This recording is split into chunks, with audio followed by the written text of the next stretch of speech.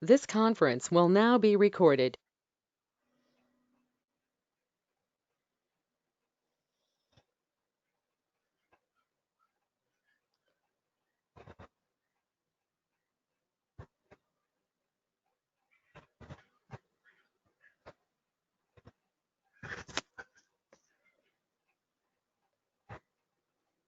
Okay, good evening everyone.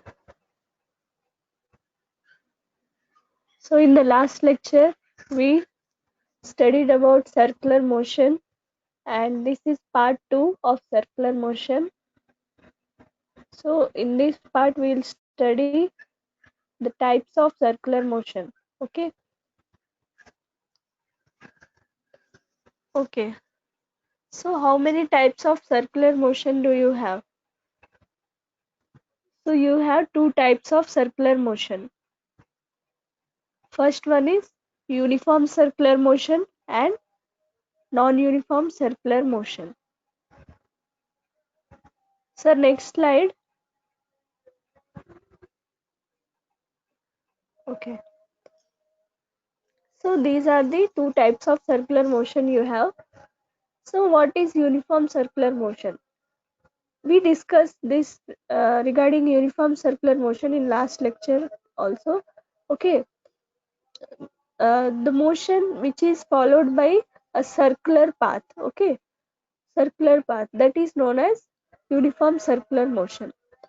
Or you can say the motion of a body which is moving with constant speed along a circular path is also known as uniform circular motion. Uniform, nothing but constant. Okay, so what will remain constant in uniform circular motion? Here the speed will remain constant and direction changes.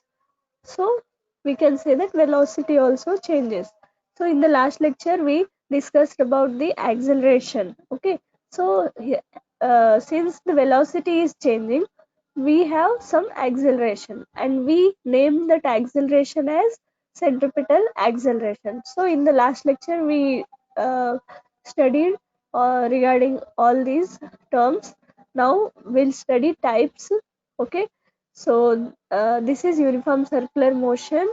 We will see more about uniform circular motion in the next slide.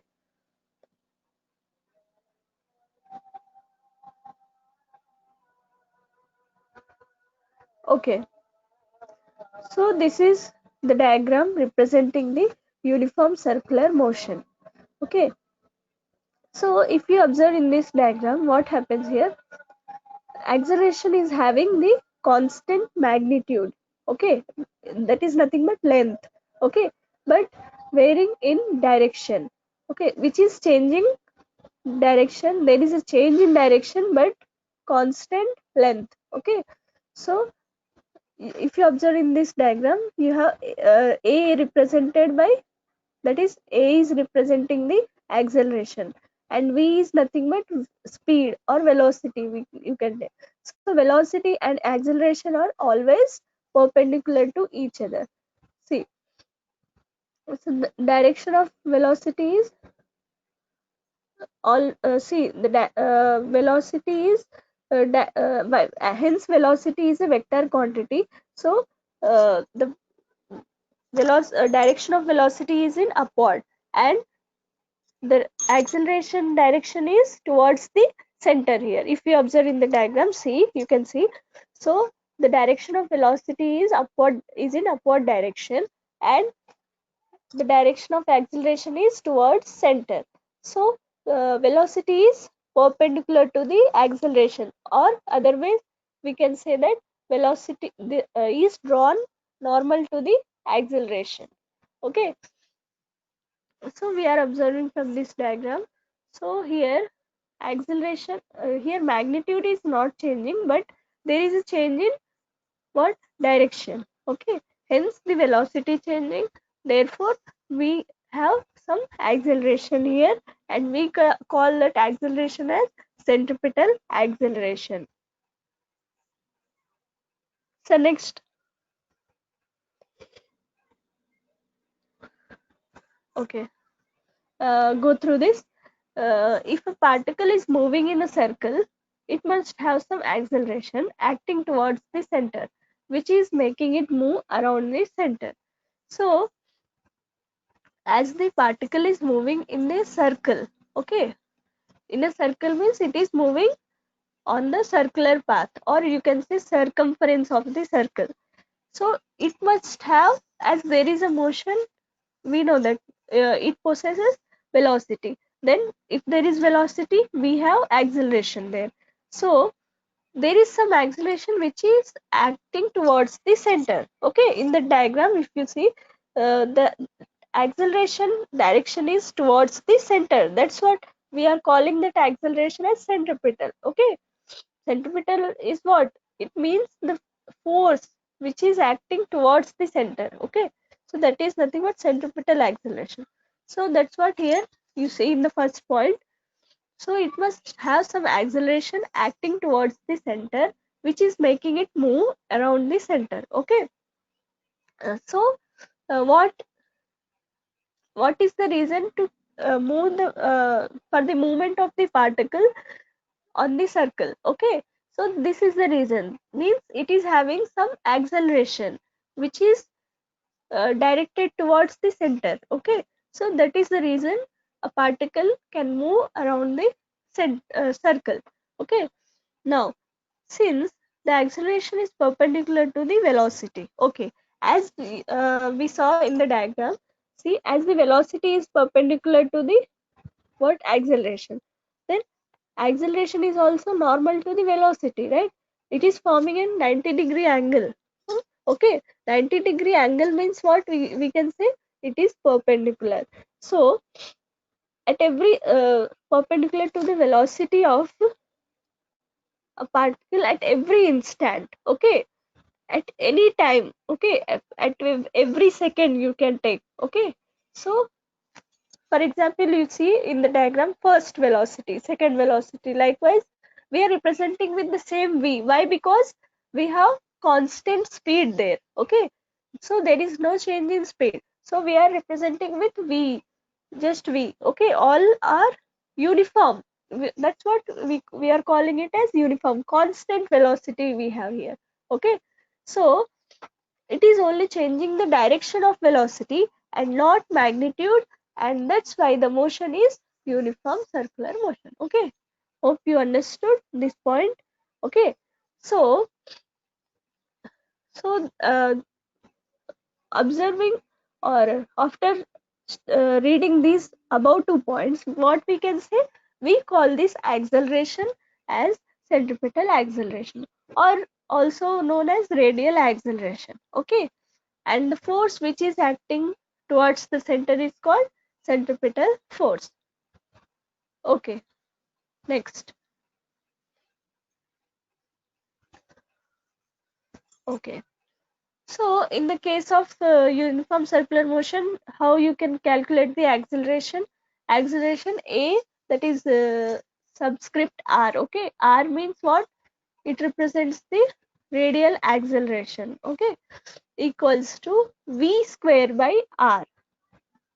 V is what? Linear velocity. Omega is what? Angular velocity. In the last class, we studied regarding these two terms, linear and angular velocity. Okay, so this is the formula for acceleration here. So for angular motion, that is omega square by r. This is angular acceleration. Actually, angular acceleration we represented by alpha. Okay, so here both are equal. Why it is equal? Because it is a uniform circular motion.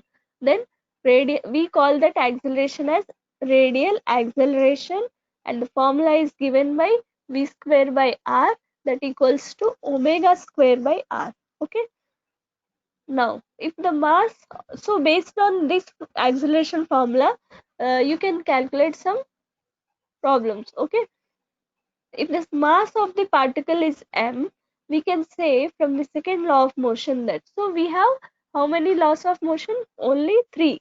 Okay, Newton's laws, or also we can call that laws as laws of motion. So we have 3 laws. So So the particle is having mass m, then we need to calculate the force, as the particle is a moving particle. Okay, so it is possessing some, or it is having some acceleration. So we have mass and acceleration, then force is calculated by using Newton's second law, that is force equals to mass into acceleration. So just now we saw what is here formula for acceleration is what? V square by r or omega square by r.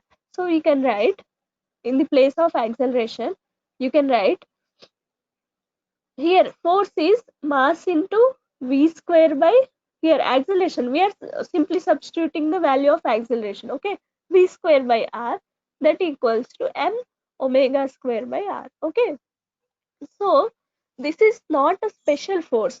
Okay, so this is not a special force. This is what? Which type of force it is? mv square by r. Okay, from school level also maybe you have studied this regarding the centripetal and centrifugal force.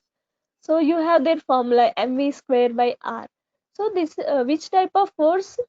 This is nothing but centripetal force. Okay, so so we can also say that centripetal force, which tension, friction, these are the causes of centripetal force actually. Okay, means which is towards this center. Okay, for example, if you consider ball and string. Okay, uh, there is one string and one ball is tied to that string. If you rotate that, okay, then what happens? There you have centripetal force as well as you have tension also. Okay, that is tensional force. Tension means what? There is a some what expansion in the string. Okay, that expansion or change in size of the string, that is tensional force. Okay, we call that force as tension, or friction also sometimes you have. Okay, so these are the cause of what?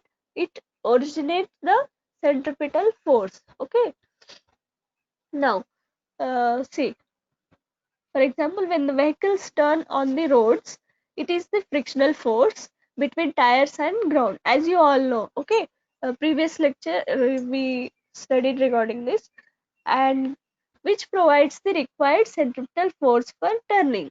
Okay, so we can say that centripetal force plays an important role.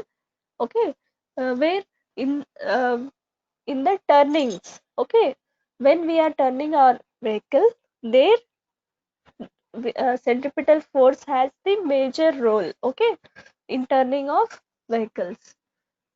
Okay, sir, next. Okay, see, so these are some properties of particle which is moving in uniform circular motion. Okay, so we can see these properties when a particle is moving in uniform circular motion. First one, see, its speed is constant. Okay, so to say that the particle is moving in uniform circular motion, okay, so we need to observe these points, 5 points. Okay, its speed is constant, velocity is changing at every instant. Okay, why we are saying that velocity is changing? Because there is a change in the direction of the speed. Okay, direction of the particle is changing the direction. Okay, means there is a change in velocity at every instant. Now third, there is no tangential acceleration. Okay, in the next slide I will explain about tangential acceleration. Okay, so there is no tangential acceleration. Now radial acceleration, that is nothing but centripetal acceleration, equals to omega square by r. Okay, and v equals to omega r, that is linear velocity equals to r into, that is angular velocity omega.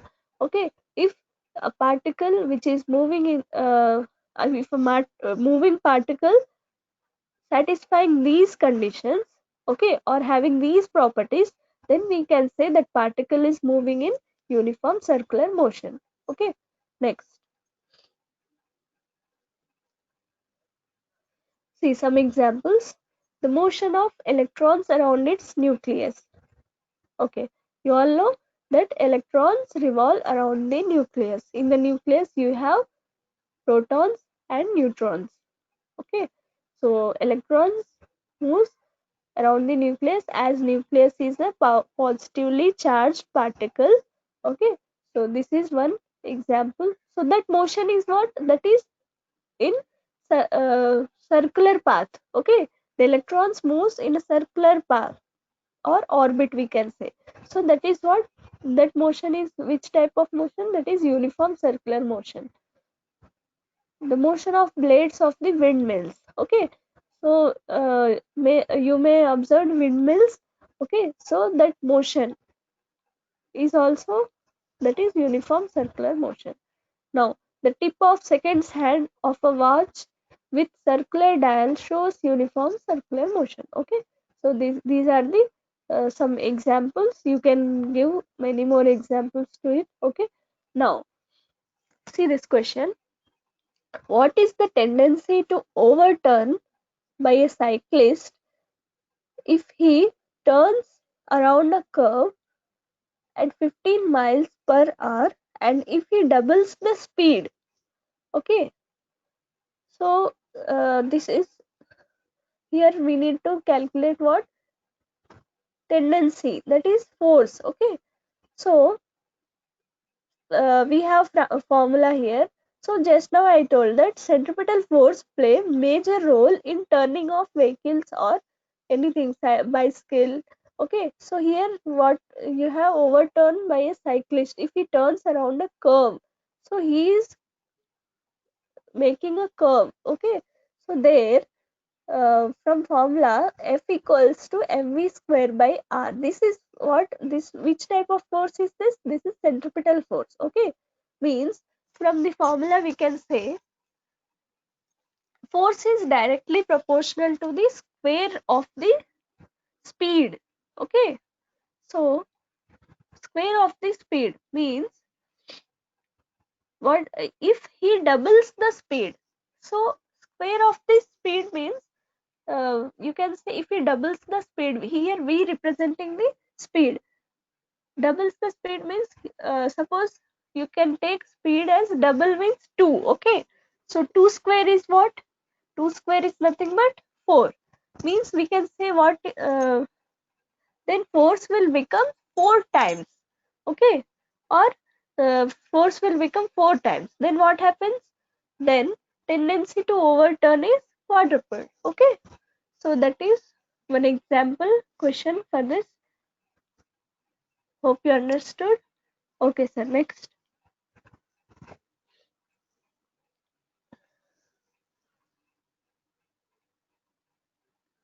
Okay, non-uniform circular motion.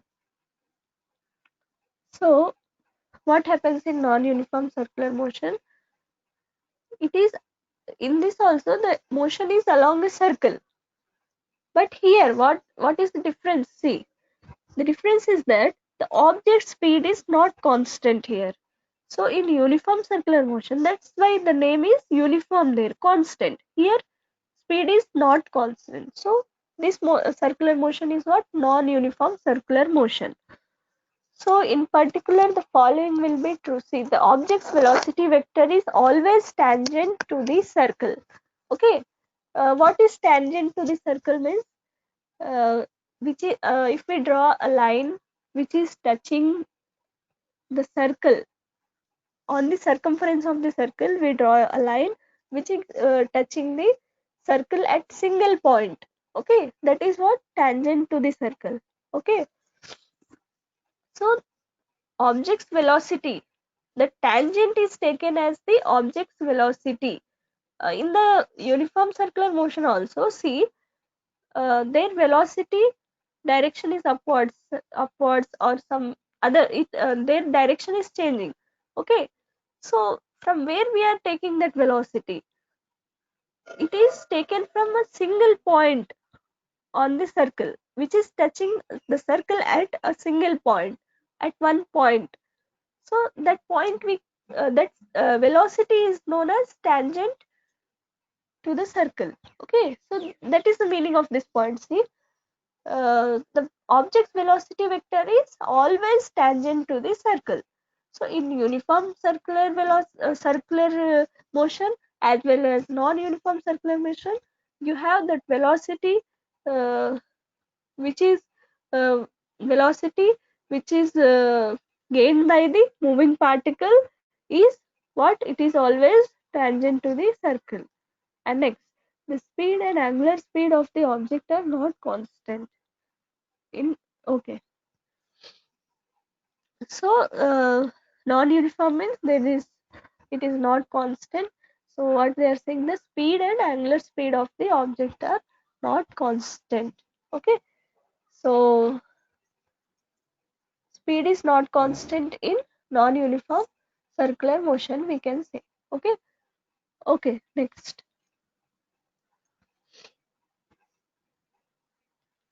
See, in case of non-uniform circular motion, there is some tangential acceleration due to which the speed of the particle increases or decreases. And there, which type of acceleration you have? There you have radial acceleration. So what happened there? Radial acceleration means radius is always what? You can say constant it is. Okay. Radii of the circle are same, equal. Okay. So that's why there you have the constant speed.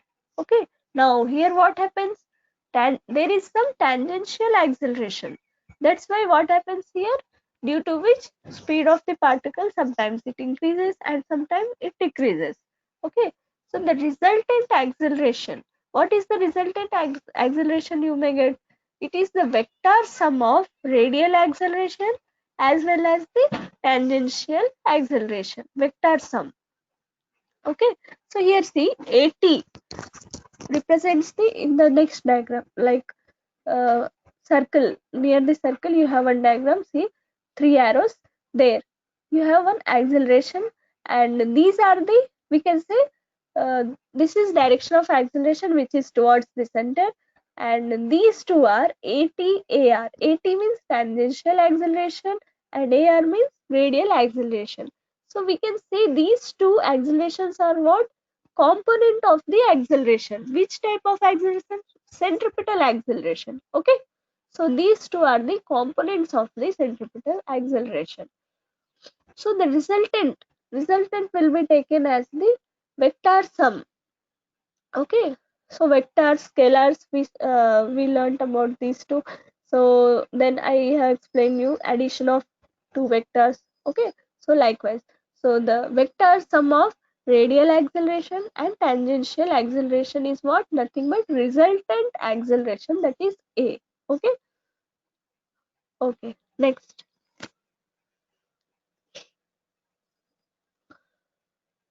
Okay, in this we will study about radial acceleration as well as tangential acceleration. See, if the speed of the particle moving in a circle is not constant, okay, um, so here acceleration is having two components. That is the reason here the speed is not constant. So in the uniform circular motion we have seen, we have only one acceleration. Okay, that is radial acceleration. We call it as radial acceleration, AR.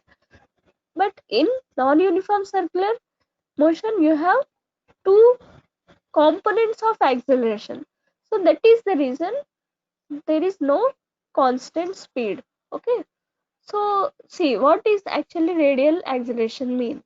Okay, so the acceleration of the object is along the radius directed towards the center is called radial acceleration. Okay, in that you have only this. Okay, now it is represented by v square by r. Okay, radial acceleration is represented by v square by r.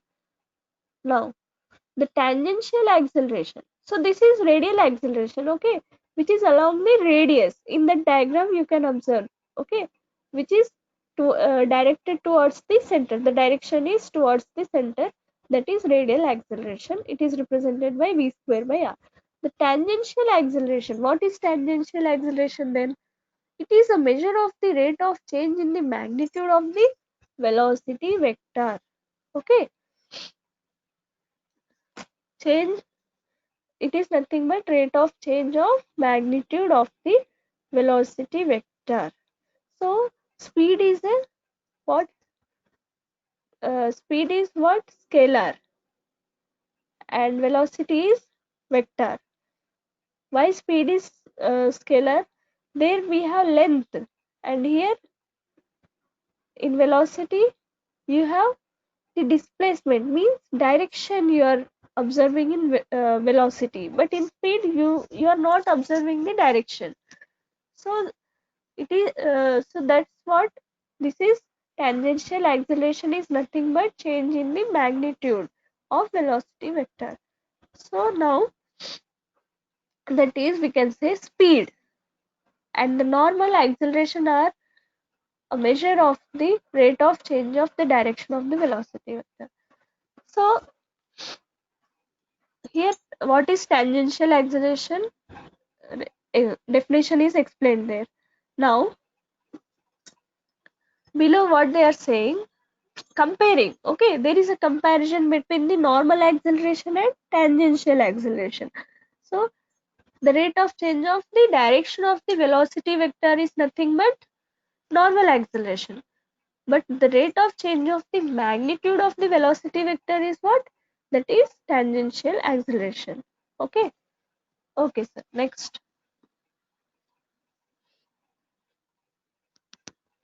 Okay, it is the tangential acceleration is represented by at. It is given by dv by dt. Okay, change in velocity by change in time.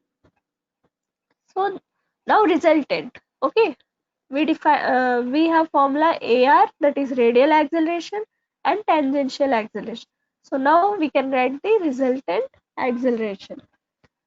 So the direction of the resultant acceleration makes an angle alpha with the radius. Okay, so what happens? The resultant acceleration makes an angle alpha with the radius, and it tan alpha, the resultant, which is giving the direction of the resultant acceleration, tan alpha is given by dv by dt divided by v square by r. That is nothing but at by ar, you can say. Okay, so this is regarding tangential and radial acceleration. Okay sir, next. Okay, dynamics of circular motion. So in second or third lecture, I think we have studied about inertial frame of reference. Okay, frame of reference, we you know about it. So what is inertia? Actually, inertia is nothing but it is a force, and also we can call the first law of motion, that is Newton's first law, is nothing but it is known as law of inertia. There, until unless we apply some force, if the object is in motion, it will remain in motion, and if the object is at rest, then it will remaining at the rest. Okay, so suppose you are in an inertial frame of reference, okay, and you are observing a particle in circular motion. So the net force of the particle must be non-zero according to second law of motion. Okay, why non-zero? As the particle is moving, then what happening there? There is some acceleration. Okay, so if there is some acceleration, we have force there. Okay, because particle is having some mass, means you have mass as well as acceleration, then you can define the force. So from Newton's second law, you can define force as mass into acceleration. Okay, so let's take the case of uniform circular motion. Okay, in that the speed of particle is what? Just now we learned the speed of particle is constant and acceleration of particle is towards the center, that is v square by r it is. Okay, v square by r. Now from that we are defining. Okay, so simply we are substituting the value of acceleration in Newton's second law. So what you will get?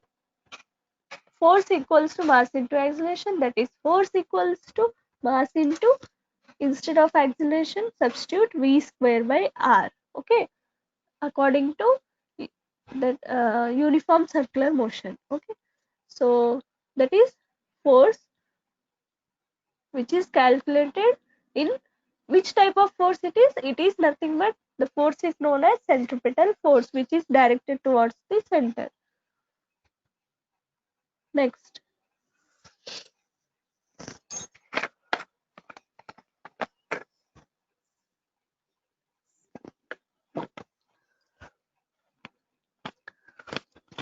so what was our requirement for uniform circular motion? So simply we can say that we require or we need a centripetal force which is having the magnitude mv square by r. Okay, in order to keep particle in uniform circular motion. Okay, and centripetal force is another word for force towards the center. Okay, centripetal force you all know, that is directed towards the center. So other words for centripetal force, you can call it as force towards the center. Okay, so this force must originate from some external source such as gravitation, tension, friction, Coulomb force, etc. Okay, so these are regarding dynamics of circular motion. Now this is one example. See, circular turnings and banking of roads. Okay, so this is example for what? Uniform circular motion or simply circular motion you can say. So when a vehicle turns on roads, they travel along a circular arc, we can say. The only forces acting on the vehicle are, so see, when vehicle is turning, then what happens? How many types of forces are acting? See, one is weight, that is gravitational force. Okay, mg. Next, normal reaction force, n, means that is perpendicular force, normal. Friction, one is friction. Friction is the force, which type of force? Which is always acting opposite to the force applied. Okay, so friction is between the road and the tires. Okay, and normal force which is perpendicular to the weight, that is mg. Okay, so these are the forces acting when the vehicle is turned. Okay, next,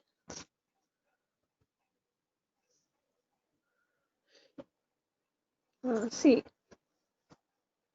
if the road is horizontal, the first two forces must be in vertical direction. Okay, first two forces mean one is weight and another one is normal force.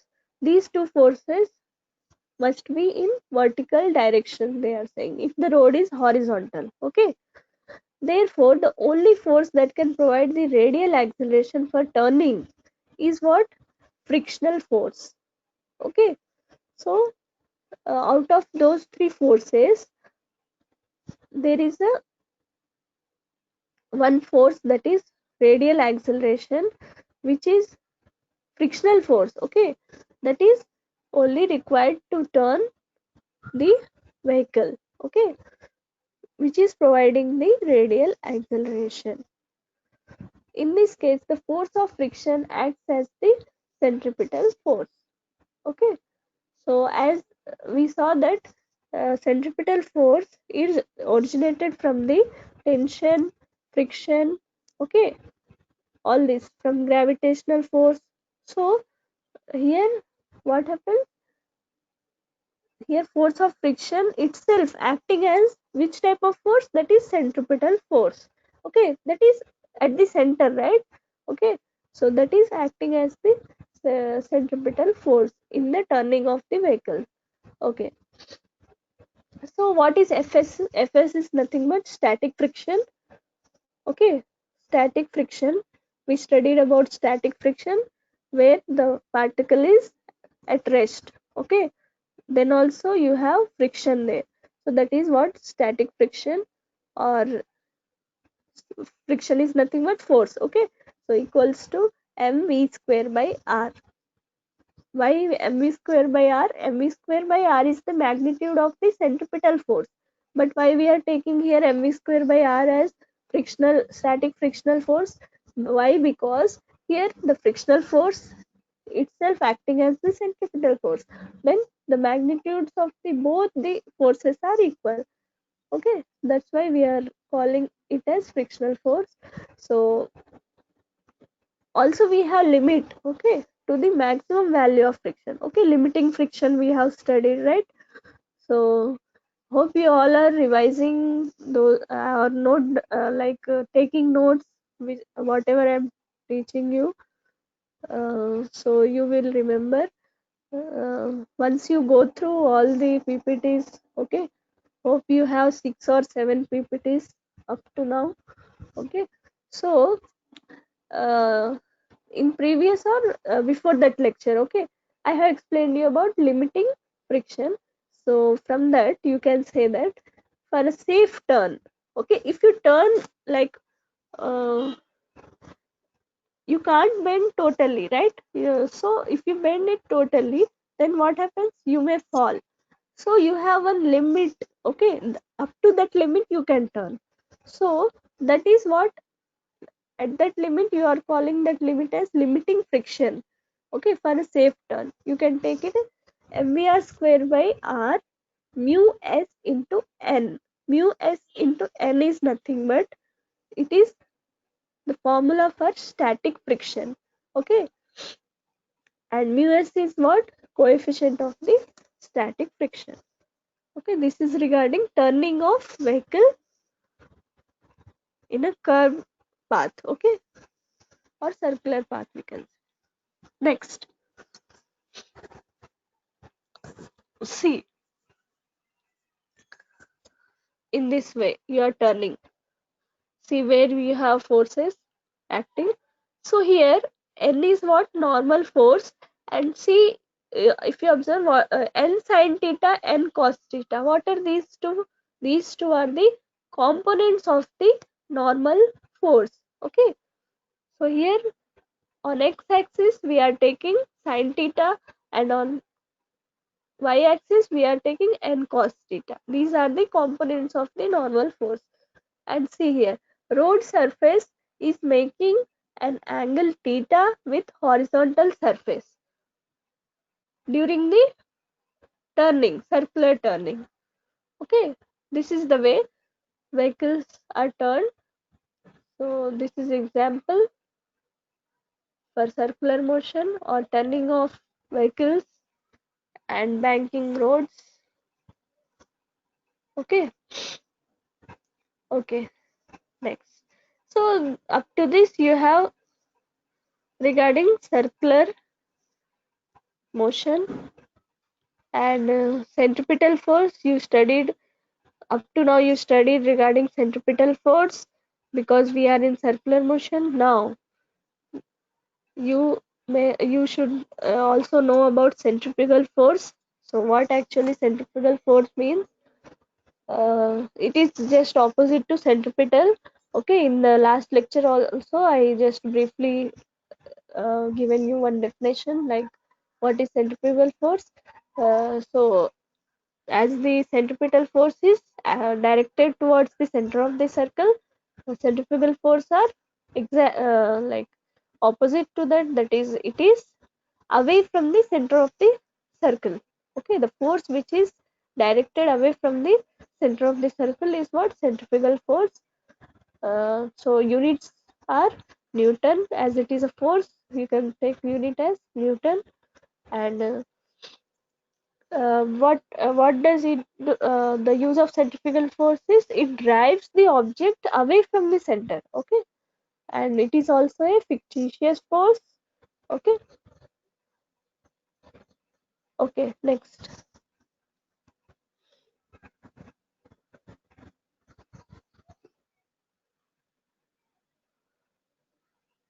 Okay, see, first point, centrifugal force formula is given as the negative product of mass, okay, in kg. So MKS system we are considering here, MKS system, that is not MKS, this is the MKS meter kilogram second. Okay, so here the standard system we are considering is MKS system. So centrifugal force formula is given as the negative product of mass and tangential velocity squared, okay, divided by the radius in meters, which implies that on doubling the tangential velocity, the centripetal force will be quadrupled. Okay, we so in previous slide, see, we observed this doubling the tangential velocity. What happens? Centripetal force will become 4 times or quadrupled, we can say. Okay, so mathematically it can be written as, what is FC? FC representing the centrifugal force here. So it is negative product of mass minus mv square by r. Okay, so what is FC? What is M? You can see here. FC is what? Centrifugal force. M is the mass of the object. V is velocity, or sometimes we may consider it as speed of the object. R is nothing but radius.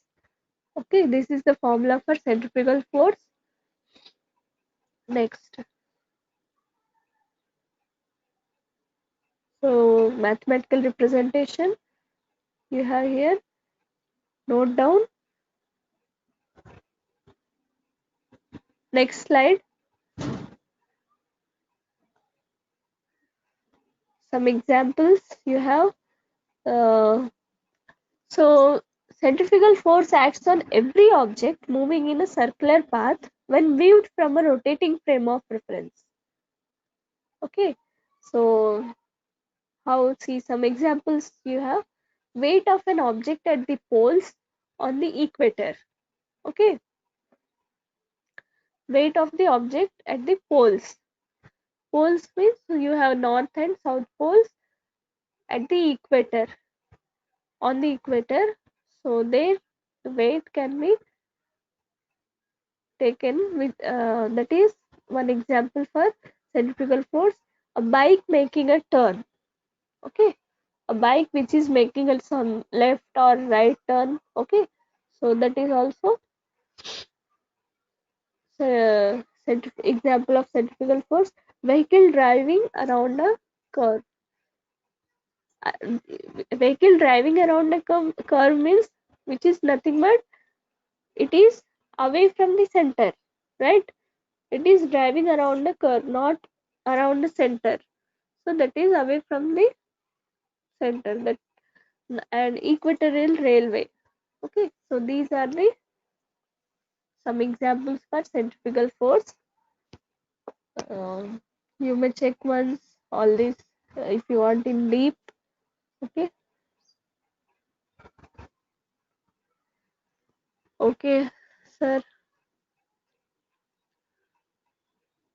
Thank you. Thank you, everyone. Okay. Thank you, ma'am. Thank you for this informative session regarding circular motion and other topics. So now I would like to request students, please, if you have any queries, please ask your questions.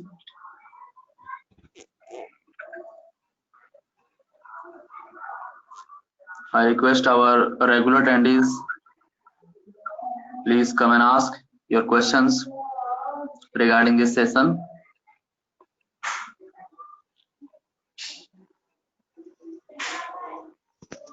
So ma'am has covered every aspect of today's regarding session. So please come and ask your questions.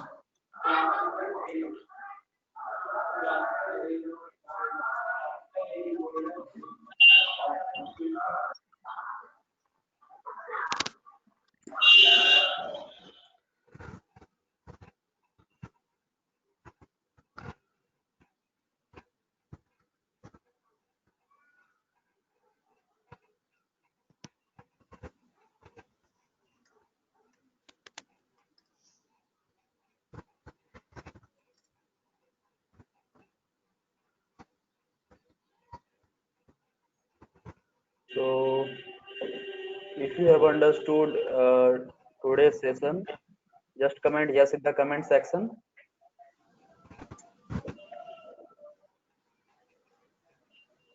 We will provide you the PowerPoint so that you can go through it. So, thank you everyone. So, I request everyone to please be regular. Today, I noticed that only few students joined and many did not join. This kind of things demotivates, and we are not in the mood of conduct class whenever this kind of things occur. When students number is increased, it kind of motivates us to keep conducting classes regarding every subject, so that you only will be benefited for this. So Amit, now you can put the attendance link in the comment section.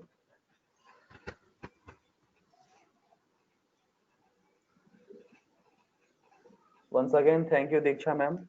We really feel delighted to have you in our BioSetup family. Thank you, sir. Welcome ma'am, always pleasure. So I request everyone to please be regular. We and our organizer and our speakers are really working hard. In every week they are preparing slides for you. So when the classes will be ended, so one day you will think like, yes, I got benefited from this BioSetup online classes. So I request everyone to be regular.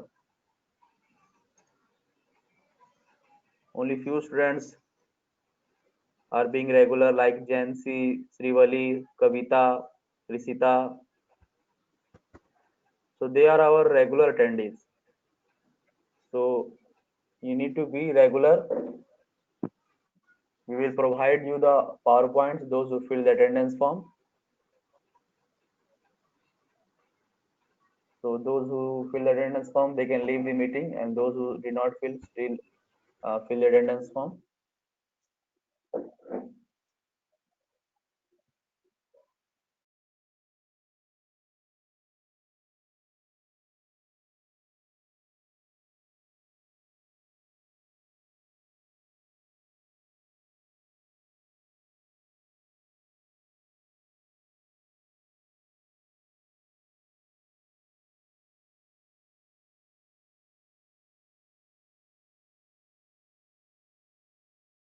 So Amit, you can now stop the meeting.